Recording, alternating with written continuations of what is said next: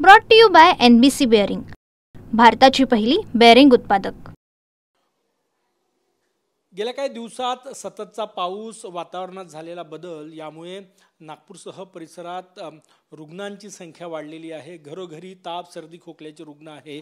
माझ्यासोबत नागपूर मेडिकलचे सुपरिटेंडंट आणि मध्य भारतातले एक प्रमुख पेडिट्रिशियन डॉक्टर गावंडे सर आहेत। सर, काय परिस्थिती आहे?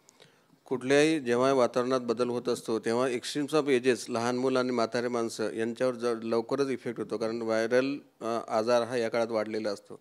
आणि या काळात पाऊस असल्यामुळे, पाऊस जसं पाणी इकडे तिकडे साचलेलं असते त्याच्यामुळे डासावाटे होणारे आजार पण या काळात जास्त होतात।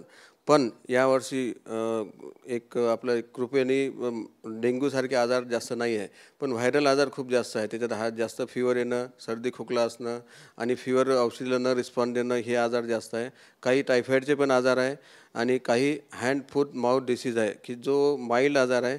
पण सुरुवातीच्या काळात म्हणजे आधी मागच्या वर्षीपर्यंत हा आजार साधारणतः पहिल्या 6 वर्षापर्यंत किंवा जास्तीत जास्त 9 वर्षापर्यंत व्हायचा, पण आता हा आजार मोठ्या मुलांना सुद्धा होत आहे। ह्या प्रकारचे आजार या काळात जास्त होत आहे। सर, किती टक्के OPD वाढली? मेडिकलची किती वाढली, जनरल खाजगी OPD किती वाढली असेल, काय वाटतं? जवळपास आधी हे आजार सुरू व्हायच्या आधी त्याच्या चौपट OPD वाढलेली आहे सगळीकडे, म्हणजे फक्त शासकीय इस्पितळाच नाही तर प्रायव्हेटमध्ये सुद्धा ही OPD वाढलेली आहे।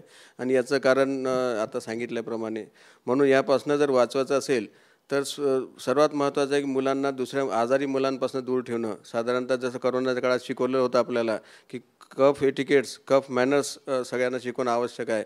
हात आपल्या तोंडाकडे न जायला पाहिजे, कारण होणारे आजार हे या नाक आणि तोंड या वाटेच आतमध्ये जातात। याच्यापासून सांभाळून ठेवणं, हाताचे हायजीन ठेवणं सर्वात महत्त्वाचं आहे। आणि स्लीप, डाएट आणि एक्सरसाइज हे जर गोष्टी असेल तर पोरांना या आजारापासून आपण वाचू शकतो। मेडिकलमध्ये औषध साठा पुरेसा आहे आणि मेडिकलमध्ये संख्या सांगायचं झालं तर किती OPD असते रोजची आता? मेडिकलमध्ये साधारणतः 3 ते 4 हजाराची OPD आहे। आणि माननीय अधिष्ठाता डॉक्टर राज गजबीये सर यांनी ऑर्डर दिल्याप्रमाणे सगळ्याच औषधी मेडिकलमध्ये उपलब्ध आहे। आणि हे बाहेरून तशाच ऑर्डर आलेलं आहे की बाहेरून कोणालाच औषध देता येत नाही आणि सगळ्या औषधी उपलब्ध आहे। खूप खूप धन्यवाद। पेशंट्सची संख्या वाढलेली आहे आणि काळजी घेण्याचं आवाहन जे आहे ते डॉक्टर अविनाश गावंडे सर यांनी केलं आहे। कॅमेरामॅन साईसह Gajanan Umate, TV9 Marathi, Nagpur. Brought to you by NBC bearing, भारताची पहिली बेअरिंग उत्पादक।